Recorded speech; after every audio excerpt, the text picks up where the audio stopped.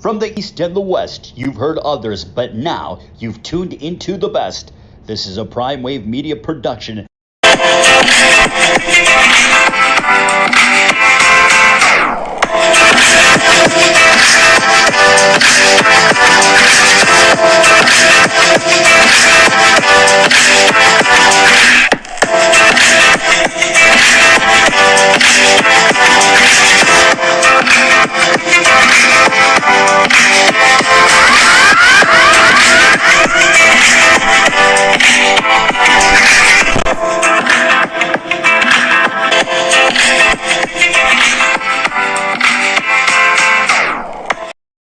That world is the one and only Pop DiBiase, the primetime capper, and I'm feeling good. I'm feeling great.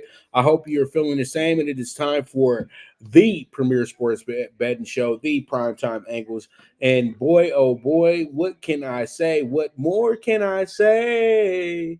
Monday Night Football last night. Raiders beat Packers 17-13 on Monday Night Football in an ugly game to improve to 2-3. The Raiders, though, last night, it was just absolutely hilarious how this team was able to put themselves in position to really, still kind of be relevant right now in the league. But I don't think that's going to help the Raiders moving forward, that they're going to be, a team that you can really, bank on to be somebody that's going to be really good in the NFL this year. They could be a team that makes you a little bit of money on the weekend as as a high spread bet, something like that, or catch the Raiders on one of these good weekends in Vegas where, they have one of these great, close games that they always have and stuff like that, because, it's pretty much an entertainment thing with them when it's in Las Vegas. So there's just a lot of things that you say to yourself, and you say that, hey, there's things that we can really do here that can be for the positive. But with Josh McDaniels there, I don't think there's going to be anything positive coming out of this situation until he's actually not the coach of the team anymore. But let's get into the numbers of this game last night that ended week five of the NFL season. Week 5 was a pretty, it was kind of a formful week in a sense. There were some covers and stuff like that, but a lot of the teams that were supposed to win did win this weekend, and there were a few upsets. But divisional games, sometimes that doesn't count as teams having an upset. But when you look at the numbers last night, Jordan Love, 16 for 30, 182 yards, 3 picks, sacked twice last night. Probably his worst game of the season, 32.2 QBR. That was just a very rough game for him last night. And, there's no ifs, ands, and buts about it. You look at the numbers, you see Dylan had himself a pretty good game last night, 76 yards on 20 carries. And then also Watson had himself 3 catches, 91 yards. He actually could have absolutely crushed the Raiders last night, but they just couldn't take advantage of that situation, and it just came back to bite him in the butt later on down the road. Jimmy G wasn't much better, but he went 22 for 31 for 208, completed 71% of his passes, had an 86.5 QBR as well, too. He threw a touchdown, threw a pick, was sacked 3 times. Josh Jacobs still struggling, 69 yards on 20 carries, but he did score a touchdown last night, which was key and huge towards this win last night as well, too. Also, Jacoby Myers led all receivers last night with 7 receptions, 75 yards as well, too, for the Raiders. Not all receivers, but all the Raider receivers. And Devontae Adams, he had 4 targets last night, had 45 yards. It seems like his yardage is shrinking by the game, and that's something that's probably going to be bothering this guy moving forward as well, too.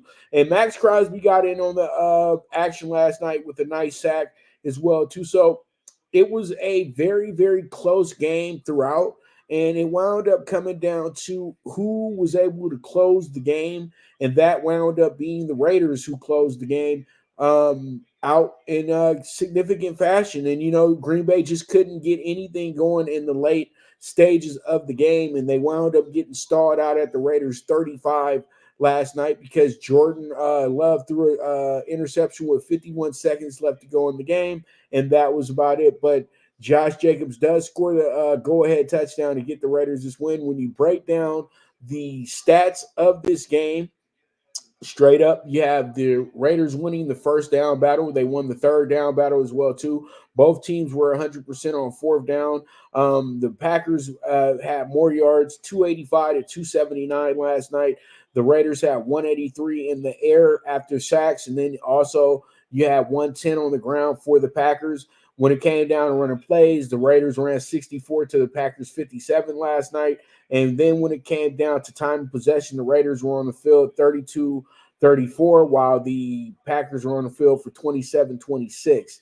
And when it came down to the penalties, both teams were kind of good in that department, but you had three coming on the Packers, and then you had four on the Raiders last night as well too. But the Raiders gave up 4 sacks, and that's something that's just something that they're going to have to clean up, and they're going to have to clean that up very fast, in my opinion. So with that, that's going to be a wrap on a pretty good game, but all in all, it was a really hard game to watch. I like these low scoring games, but when they're hard to watch, they're just hard to watch. That's it, and that's all. But all in all, let's go ahead and move forward and jump into our next topic, and that's going to be the Blue Crew Daily. The Dodgers offense flat again as they lose 4-2 and now face a 2-0 deficit heading back to Phoenix. Man, this is just it's very unthinkable right now, but it is what it is at the end of the day. You know what I mean? It just truly is. You know what I mean?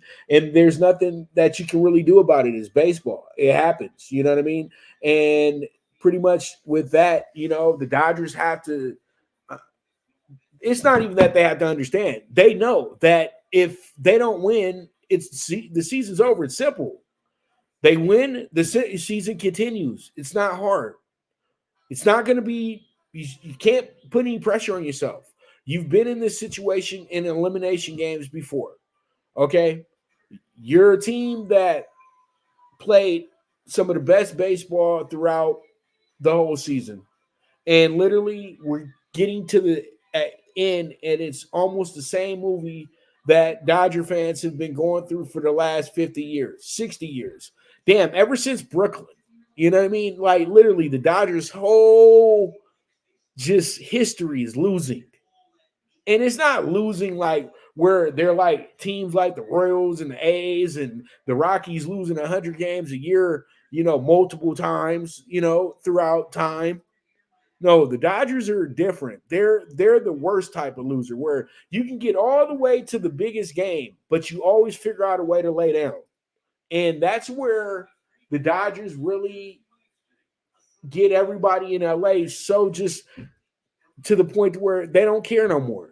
And last night, the fans went absolutely berserk because of what happened. There was like 35 fights that I saw this morning. I know there was way more than that, but there was so many just altercations because the frustration of the Dodgers losing again and losing to a division rival that they usually just beat down. Like, you know, the Diamondbacks aren't an issue. They've never been an issue for the Dodgers. Even when the Diamondbacks were a good team, the Dodgers always figured out ways to beat them.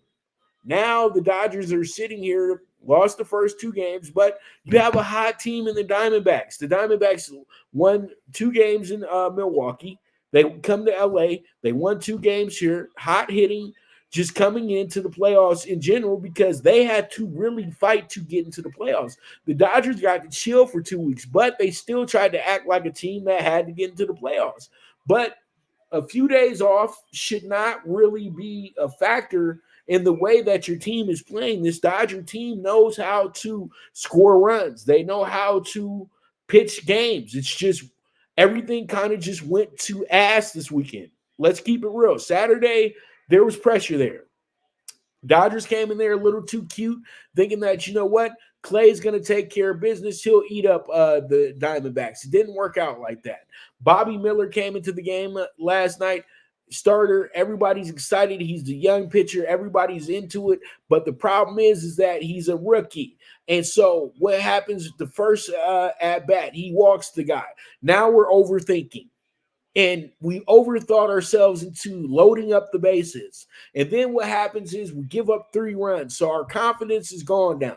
Even though he got pulled out early in the game, still, that wasn't good for a guy like Bobby Miller, who's been confident in every type of scenario because once again, he didn't get any runs. And that's what's killing me with the Dodgers at the end of the day. They got four guys that have 100 RBIs apiece, and they've wound up actually not being able to do much of anything in this series. And it winds up, once again, the Dodgers have been outscored in Los Angeles 15-4 by a Diamondbacks team that rarely is able to score that much on the Dodgers. And pretty much their first two pitchers, the Dodgers own them until these last two games. And that's because the offense is overthinking and the pitching is overthinking. The Dodgers got to stop thinking so much. They got to remember exactly who they are.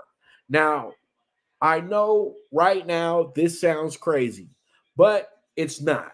When you're down 0-2 in the playoffs and you're the better team in baseball, you really go with the idea that it ain't over till it's over. And I've seen this movie too many times to where a team jumps out 2-0, and then next thing you know, they lose 3 straight. The Diamondbacks are a perfect candidate for that because the Diamondbacks struggled at home late in the season.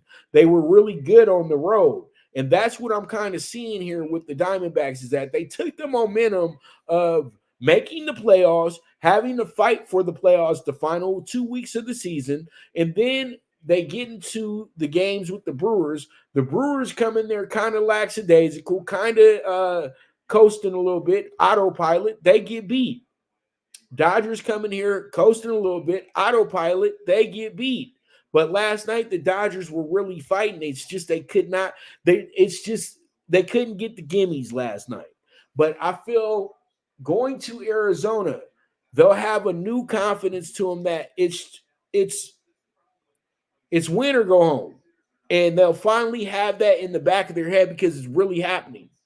While the Diamondbacks will be comfortable knowing that they got 3 more opportunities to win this series. That's how they'll be thinking about this series at the end of the day. They think that they've already swept because now everybody's in love with the Diamondbacks. And that's the worst thing you could do to a team that's still vulnerable in a sense. And I know it sounds crazy because they've been playing so well, but we will see exactly who they truly are when we get to Phoenix. I'm dead serious because the Dodgers have a tendency when their back is against the wall and they got to go to Arizona, they show up and they win the game. And they win the games that they got to win. So until Arizona can prove to us that they can beat the Dodgers in their house, then this series is still going on. And don't let people get you out of your element. This is baseball. Baseball has no time clock. Baseball it's not and even in the NBA, there used to be teams that went down 0-2 and still wind up winning the series. If you're the better team, you can overcome. You truly can. And the Dodgers have to show us that they're the better team. We know that they're the better team, but they have to show us that they're the better team. They got Lance Lynn going on the mound. That's almost like, okay, damn, we're already asking for us not to win the game. But in reality, you are bringing in the guy that should have started game 1 because he's a power pitcher, and this is going to be the guy that's going to make it really difficult on the Diamondbacks. Mark my words. So, with that, I'm going to be crazy right now, and I'm not trying to be a homer or anything. I just believe in what this Dodger team can do, and I'm going to look right at the camera and say that they come back in this series. And if they don't come back in this series, oh well, because I've been here before. But I believe the Dodgers can go ahead and win 3 in a row. I know y'all was thinking like, what's he going to do? Stop the show or something? Nah, we're not going to do that. But we move forward. Let's go ahead and talk about the Braves even series 1-1 with the comeback win that sent ATL in a frenzy. Man, last night, Atlanta was electric. You could just, man, it was just a fun situation. It was so cool when the mascot was up there dancing up on top of the dugout after they got the first big home run shot in the it was the 7th inning, it looked like, and then they come back and then they hit another 2-run shot and then makes the game 5-4. They go ahead and they end the game on pretty much a alley-oop type situation where a guy gets a great catch in center field. Guy thinks that he's able to just keep run because he thought it was going to be a hit. It was actually Bryce Harper who had an IQ issue, but I think that he was on a hit and run situation and he wound up not getting back in base in time. It winds up being a double play inning over, game over. And the Braves move on. They get themselves the much needed win that they needed, and now they're headed to Philadelphia with the opportunity to go ahead and actually win this series. But a lot of people are probably thinking to themselves, we're not even going to make it back to Atlanta with the way that the Phillies have played at home. But the way that they won this game, they're going to be really confident going into game 3. So if you're just thinking that just because Philly was able to do what they did to the Marlins, a team that barely made the playoffs, do you think they're going to do the same thing to the Braves, who are a team that was the best in baseball? It's a different matchup. It's a different element. It's a different beast. So when you look at the way that game sets up, you really see that it's going to be a tough night for the Phillies, but they can absolutely win that game. I think this series does go 5. I'm going to keep it real. I think we're going to go back to Atlanta for a game 5. I think that's what it's looking like right now. I know that they've done the smart thing. They're going to bring out their best pitcher for game 3. This is Atlanta. And I know that the Phillies will have their best pitcher ready for game 4. That's the mentality of both of these managers right now, because the Braves know that they want to go in there and take the first game in Philly. All they're looking for is the split in Philadelphia. Sweeping in Philadelphia would be great, but getting the split in Philadelphia, that's the mission. That's the mission in general. But really, when you're a road team, that's the first idea that you have. Get the split. Regardless of anything, you don't have to win every game. Just get the split.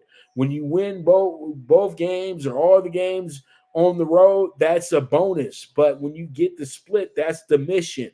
So pretty much they're trying to achieve the mission like the Phillies did. The Phillies set themselves up to be the winner of this series. But the Braves are such a good team, you can't just write them off like that. But the way that they had to come back last night, if you're a Philly fan, you're more than excited about them coming to your house because you have the confidence that you can beat this team.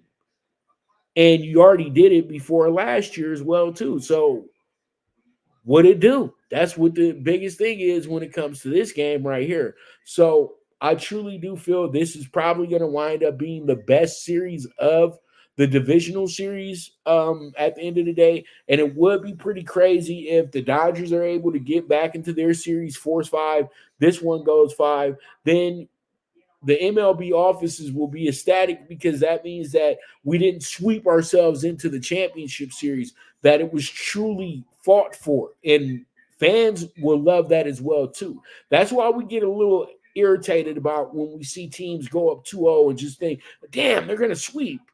But we have to always remember, if a team has some real fight in them, they ain't going to get swept. And the Braves showed that they have fight in them. Can the Dodgers show that as well, too? Can the Orioles show that as well, too? Those are the questions that are being asked now of the top seeds, the teams that have won 100 games, and it was 3 of them this year. So we'll see how it goes. We'll see how it shakes out. But the Braves get themselves a great win last night and find themselves right back in position to be back in the NLCS. So with that, let's go ahead and move forward to our ALDS game today, and that's going to be the divisional series game between the Orioles and the Rangers, and this one is going to be pretty good. You got Dean Creamer on the mound tonight, and then you got Nathan Eovaldi, the former Yankee, the former Marlin, the former Nat, the former Red Sox, and now the Texas Ranger. But you know what? Everybody remembers Nate Eovaldi for being absolute gem of a pitcher who took over in the longest World Series game ever. I think he took over in the 7th inning and wound up pitching 9 innings that night. And it was absolutely crazy because Eovaldi he literally pitched a whole game on the second half of the game. and he was just so ecstatic and so lights out that night. Very memorable moment for Evaldi. Evaldi actually wound up making himself a pretty good career there in Boston as well, too. He kind of became a Red Sox legend in a sense as well after, failing in New York, failing in Miami, and then going to Washington, and that's where everything got fixed. And pretty much he found himself in position to get to the Red Sox's old journeyman, and it all worked out for him. Dean Kremer was a guy that was developed by the Dodgers, traded to the Orioles from Manny Machado years ago, and he's became a pretty good pitcher. He's, in fact, the de facto ace, in my opinion, because the Orioles were the only pitching rotation that did not have a certified ace in the crew. They had Gibson, who's a good veteran. That's one guy right there. They had Dean Kremer, who's pretty good. John Means just got back into the rotation not too long ago. Also, they had Grayson Rodriguez, the young rookie, who was back and forth on being really good and then being great and then being really bad. It was just it's a weird situation. It showed in the game too that, this might have been a little bit too much for the kid early in his career, but it is what it is. You just got to trial by error and see exactly what you got. But when you get down to the gist of this game, the Orioles are desperate to win. The Rangers know that they can afford to lose. But do they want to lose this game? Hell no, they don't want to lose this game. They want to go ahead, get a sweep so they can get some rest, because most likely we're probably going to get the Astros and Twins to 5 games. But right now, the Astros are winning that game 4-0 because I got the game going on right now as I'm talking to y'all. If y'all can hear a little bit of it in the background. But last time I checked, it was 4-0 on that game. So, the Astros are cruising again, but the game's not over yet. So we'll see how it goes, though, the next few days. But I would think the Rangers are trying to wrap this thing up as quick as possible. You know what I mean? So we'll see how it goes. We'll see how it checks out. But tonight, I'm taking the Orioles. They're going to be the light doggy dog here. But I do like the Orioles in this spot. And I do like the under as well, too. I think that's going to be a great play for this game. But I truly do think that the plus 120 is the value here. And we'll see exactly if the Orioles are ready to save their season. Or are they just happy that they made the playoffs and had the best record in the American League? I think they want more than just that. You know what I mean? Even though they're a year early on the status of being a playoff team and even being the leaders of the American League, they're still, here. And we would love to see them not just go home after 3 games. We want to see some more of the Orioles. The Orioles got a great story to tell in this playoff. You know what I mean? But we'll have to see. We'll have to see. So with that, we're going to go ahead and take our first break of the show.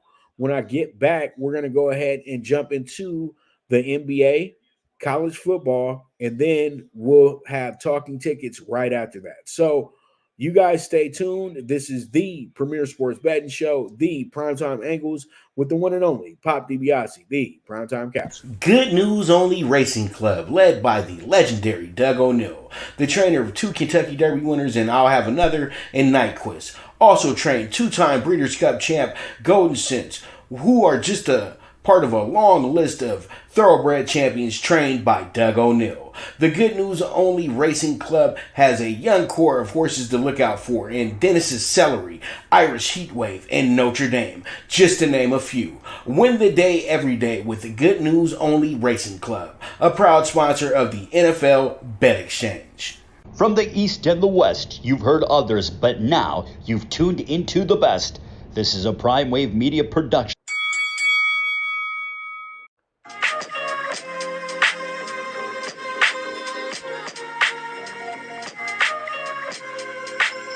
Tune into Big Wave Boxing every week with a brand new guest with the one and only Pop DiBiase, the Primetime Capper, getting the best boxing stories, best boxing angles, and the truth when it all comes down to the sweet science. Tune in to Big Wave Boxing on the Prime Wave Media channel on YouTube.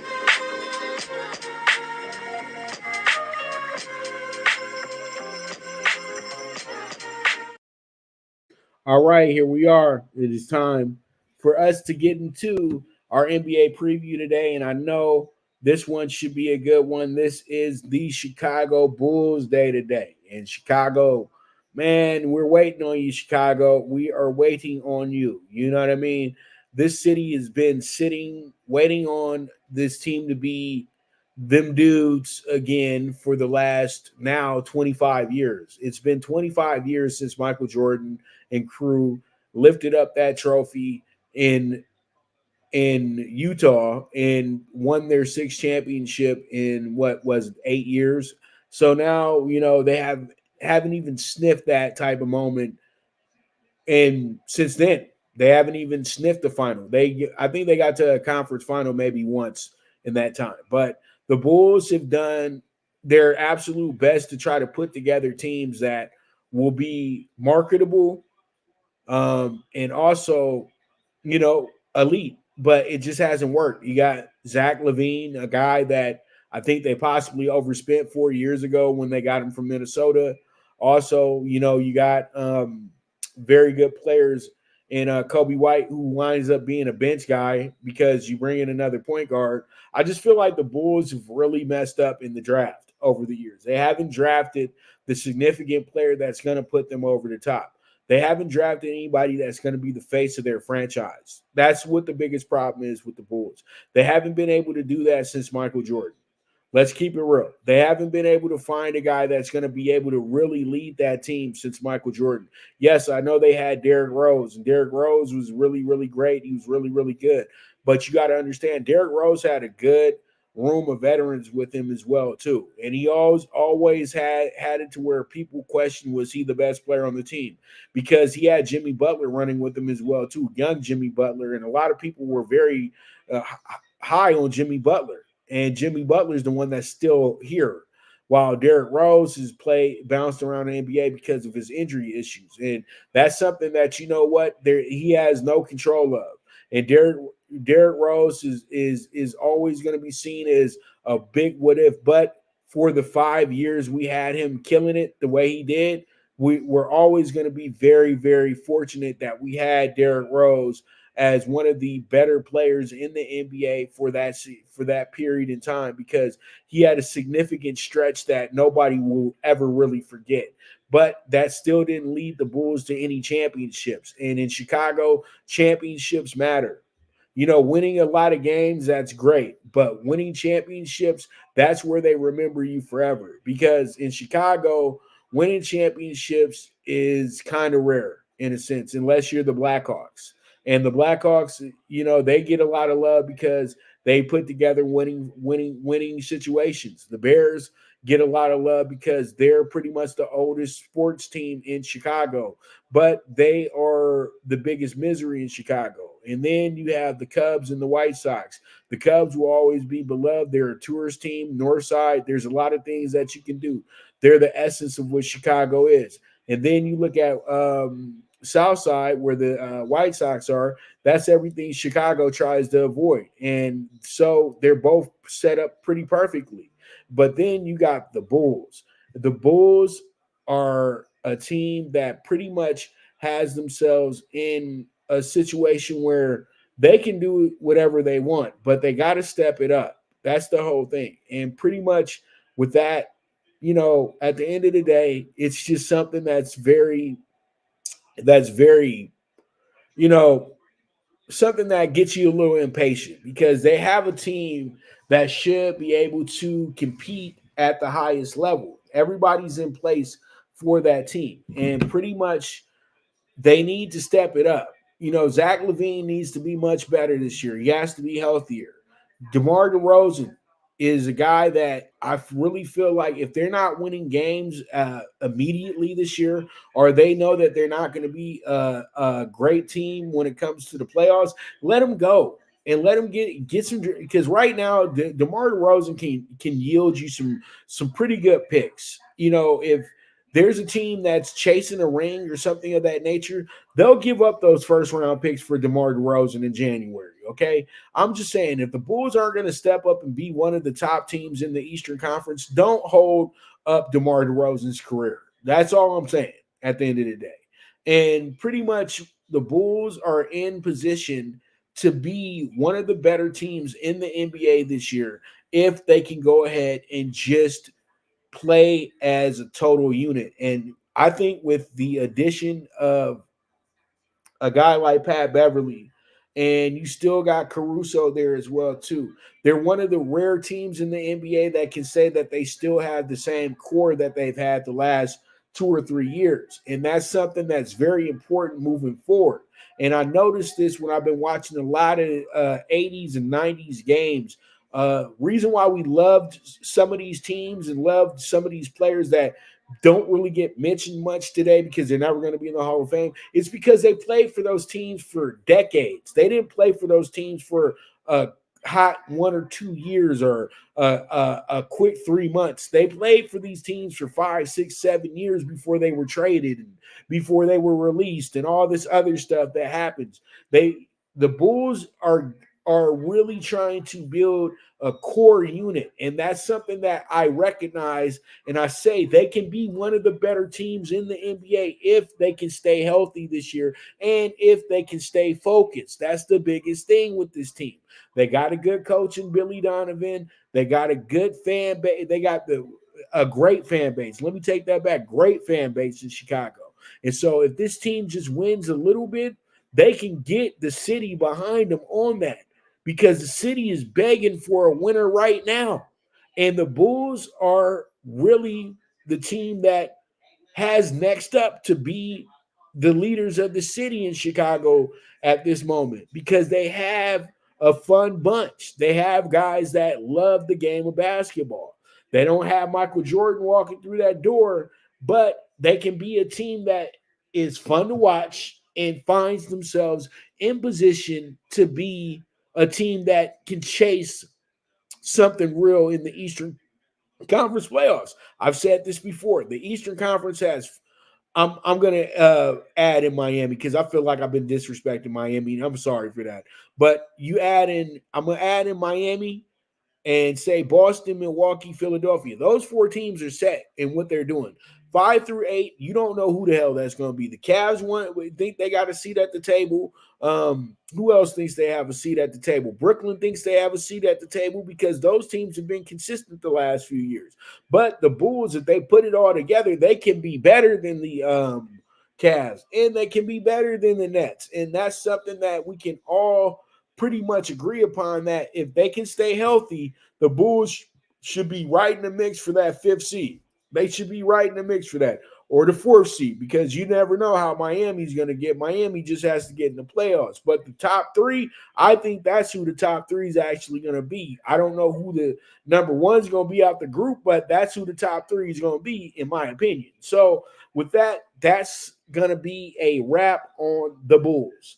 The Bulls. And hopefully the Bulls can go ahead and step it up and get the Windy City jumping. And we would love it if the Bulls are a good team, and we're watching them on Thursday night in that opening game for TNT, and it's something that matters. You know what I mean? So pretty much let's move forward and let's talk about the AP Top 25.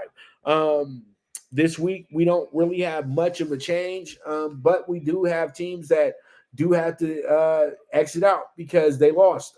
Texas, one of them, because they lost to Oklahoma. Oklahoma actually jumped about 8 spots. They're in the top 5 now. I'm kind of surprised. I thought they were going to be a little bit higher because the way they beat Texas, they proved that they've been overlooked all year. But we know that with a win like that for Oklahoma, a lot of times they may go into their next game and go mess around and lose that game. But they're playing against Central Florida. They're a new team on the block, and they got a bot, so they don't have to worry about that too much.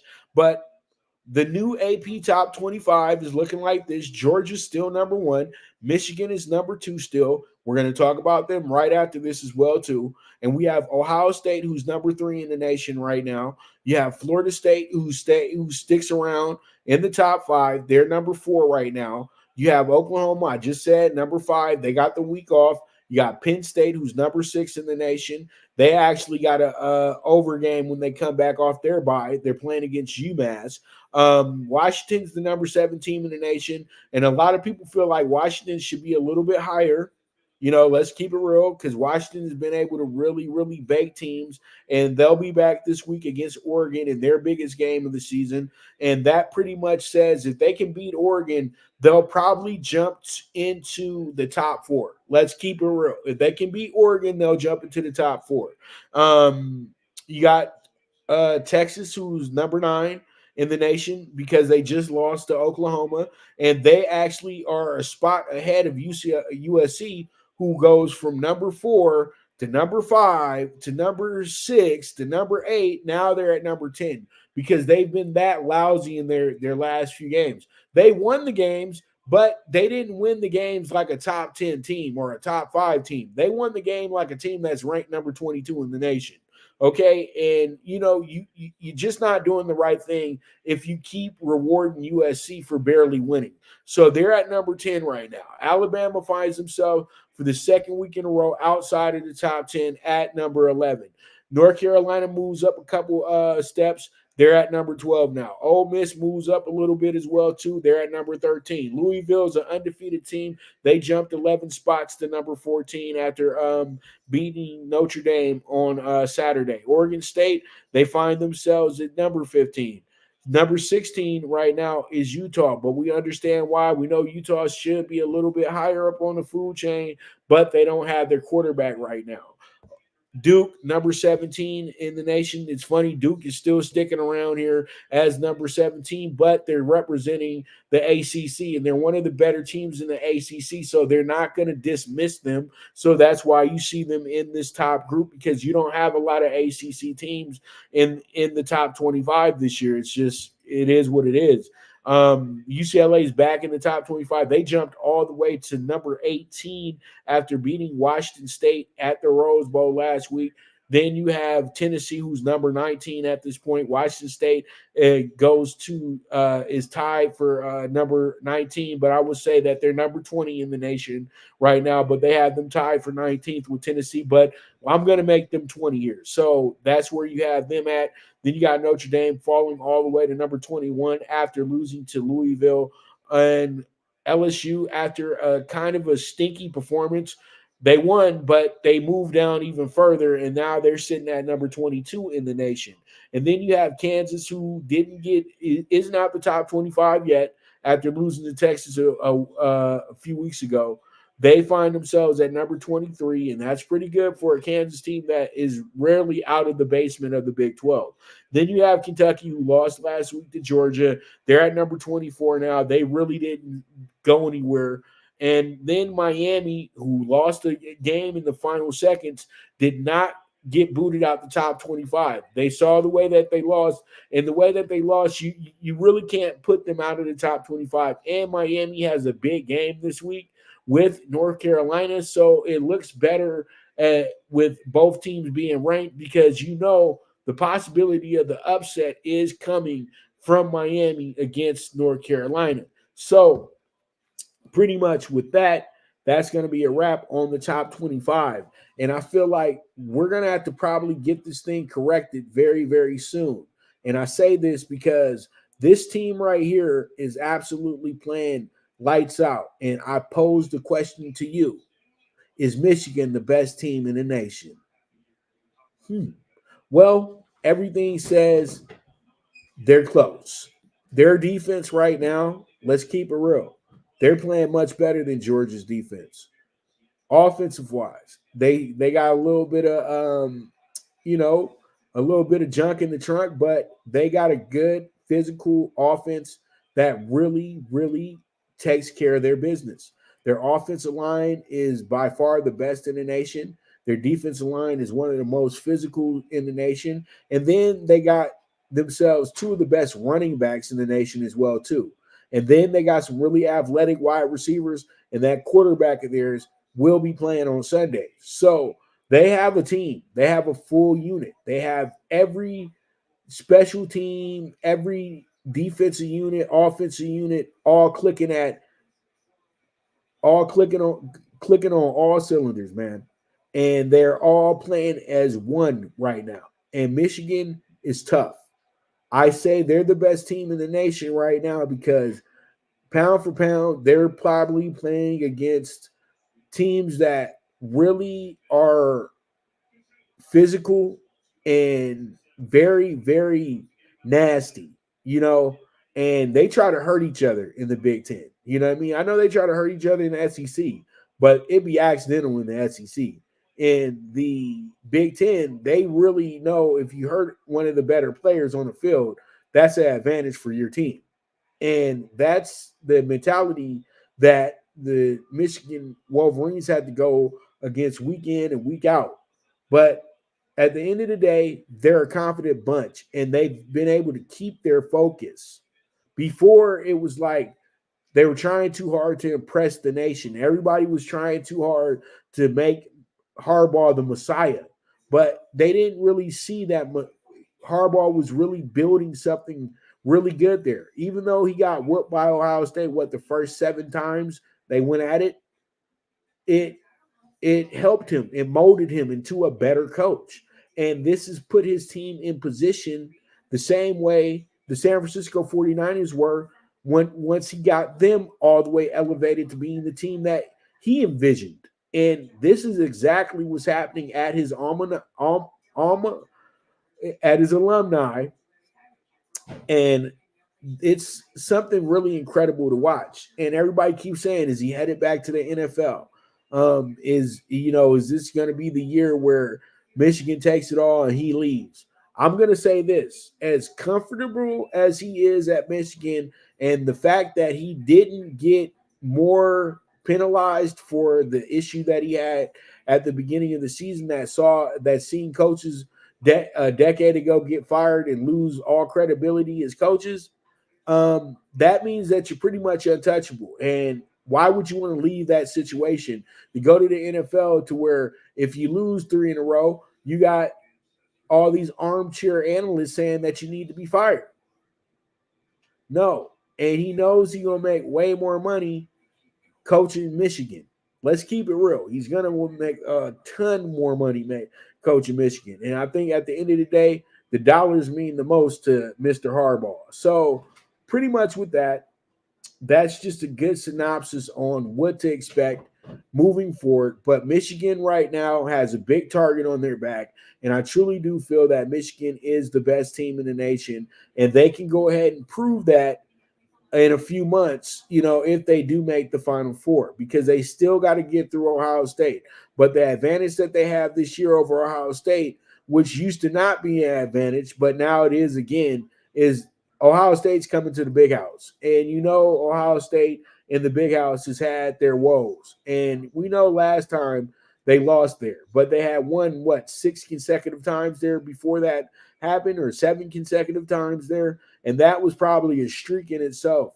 So all in all, the game is still going to be the game this year, but you truly do need to understand that Michigan is at a high level right now. Probably the only team in the Big Ten at this point in time is Ohio State that can really knock them out. And Penn State is right up there with them as well, too. But Penn State is still kind of leagues below both Ohio State and Michigan. But they got a prove-it year situation going on over there.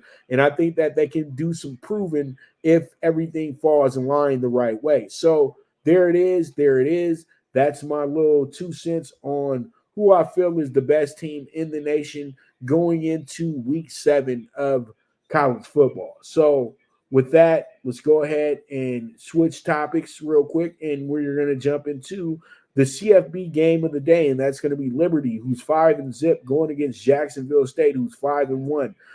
There's a 6.5 point spread, and that's going to be to the that's actually going to be to Liberty. That's not going to be for sorry about that. That's not going to be for Jacksonville State, who comes in here as a heavy dog again, just like last week. But I think that we all need to understand Jacksonville State is a damn good team. They're 5-1, but they've been playing the Conference USA very, very well. And they're trying to find themselves in that championship game at the end of the year. But Liberty has stepped in as now the best team in the conference. We all know that. And they were one of the better independent teams in the nation.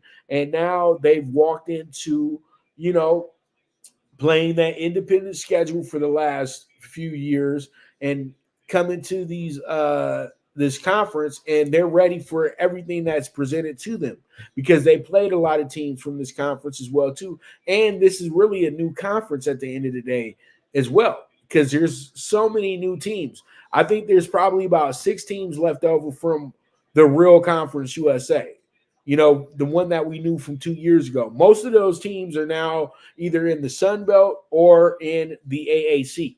So pretty much it's a brand new conference, and Liberty's taking advantage of that. Jacksonville State is doing the same thing. They won a game against the Conference USA stalwart in Middle Tennessee State. They looked very good doing it as well too, in a comeback effort. Also, they beat Sam Houston on a comeback effort as well too.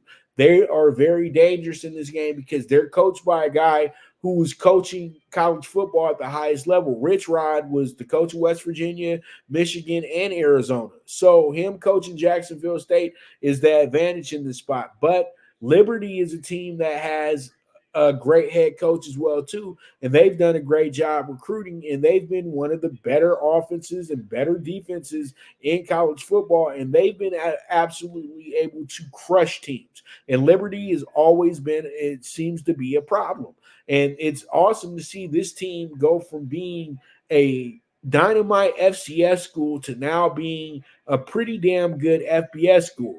So when you look at this game, I still got Jacksonville State covering in a very close game. And I'm going to keep it real with you guys. These Conference USA games on Tuesdays and Wednesdays and Thursdays, they've been litty. I'm telling you, this conference doesn't even play on Saturdays anymore.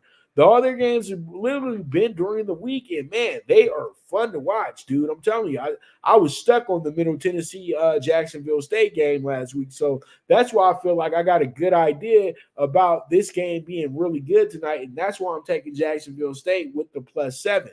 So we'll see how it goes. We'll see how it shakes out. And that's going to be our choice for the CFB game of the day. We're going to go ahead and take Jacksonville with the +7 in this spot.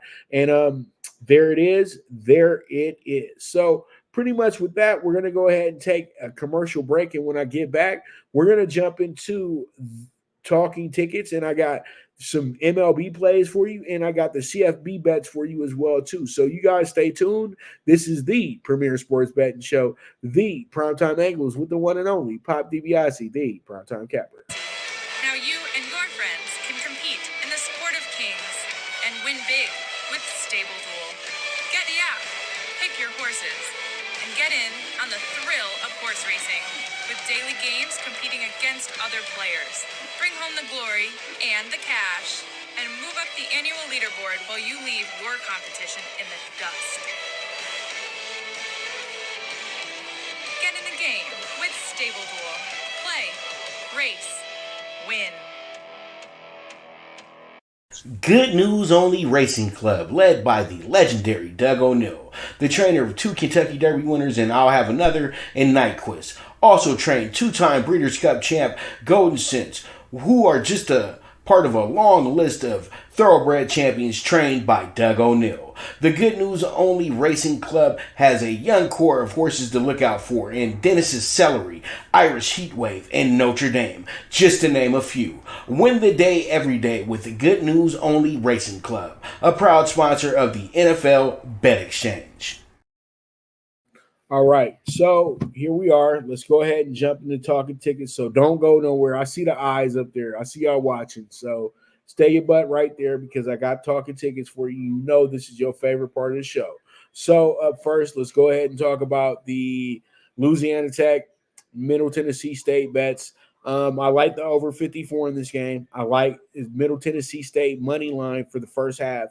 And I like the game to be tied up in the first quarter for the +0.5 point with Louisiana Tech. And then we wrap it up with the Middle Tennessee over 28.5 team total this week. Man, that team can really fire it up. They got some good offensive packages and some good offensive plays. Hopefully they can go ahead and get the same success that they had on Jacksonville State, but sustain that success as well too. All right, we move forward. Coastal and App State bets. in this game tonight. I do like App State with the -5. I also like the under 30.5 as well too. And then I like Coastal to cover in the first quarter. If it's a tie game, then we can go ahead and take that with the first quarter. But I think Coastal will have struggle a bit here in this game. I'm taking them with the under 27 team total in this spot tonight. And then we have Liberty and Jackson State. We have their bets as well. And we have Jackson State +7. I think that they possibly lose a really close game. I just don't think that they lose by more than 7 points. I think that they wind up losing this game by 3, if anything. But they are really in position to push an upset if they want to. So Jacksonville State with the +7. Also, first half, I feel like Jacksonville State will be up. They're going to make Liberty work in this game tonight. And then I like the under 13 first quarter. And I think Liberty falls under 30.5 points. I know it's difficult to see that right now, but I think that Jacksonville State will have a very good defensive scheme ready for them tonight. So we'll see how it goes. We'll see how it shakes out. We move forward from there. All right, we have ourselves our MLB playoff bets. And here we are, the Orioles-Rangers game 2 bets. You have the Orioles money line +120. I'm shooting for the Orioles to continue this series. I feel like the Rangers were pretty much are on borrowed time. I still think the Orioles can win this series, but the Rangers have showed out, and they've showed and proved that they're a really damn good team. And at one point, they did lead the whole American League for a good month. So they are back in business, and they're trying to put themselves in position to really be, the same team that they were, who was in first place for most of the year. So we'll see how it goes. But that's what I'm doing with this Orioles +120. We got the Orioles first half as well too, with the +5 -115. Also, the Orioles alternate run line. We need them to win by 2 or more runs. We'll cash out a +80. So that gives us actually +300 if we can get both of those bad boys home. So, that's the way that you gamble for real right there. That's the way you make money in this business, man. You chase the value, like I always try to tell y'all. And then we got the Rangers under 4.5 team total coming into this game tonight as well, too. So that's going to be our MLB playoff bets. That's going to be Talkin Tickets for you. And that's going to be a wrap on today's show as well, too. I want to thank you guys so much for tuning in. You guys are the absolute best. You guys know that. And as I always say, bet with your head, not with your heart. The movement is moving, and I am the movement is moving, and this is the premier sports betting show, the PrimeTime Angles, and I'm your host, the one and only Pop DiBiase, the PrimeTime Capper, and I am gone.